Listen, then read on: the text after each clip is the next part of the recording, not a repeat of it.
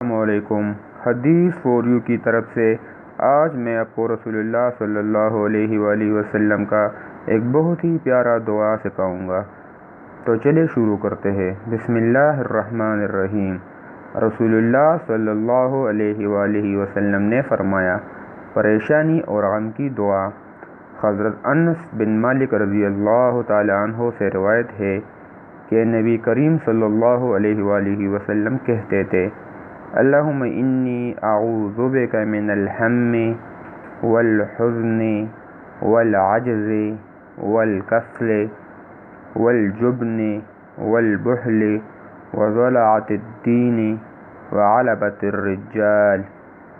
دوبارہ سن لیں، اللہم انی اعوذ بک من الہم والحزن والعجز والکسل والجبن والبخل وضلعۃ الدین وغلبۃ الرجال۔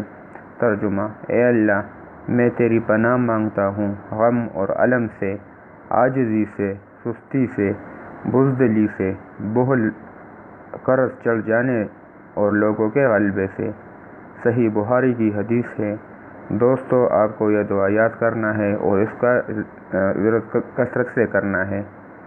اگر آپ کو حدیث سننا پسند ہے تو ہمارے چینل کو سبسکرائب کریں۔ السلام علیکم ورحمۃ اللہ وبرکاتہ۔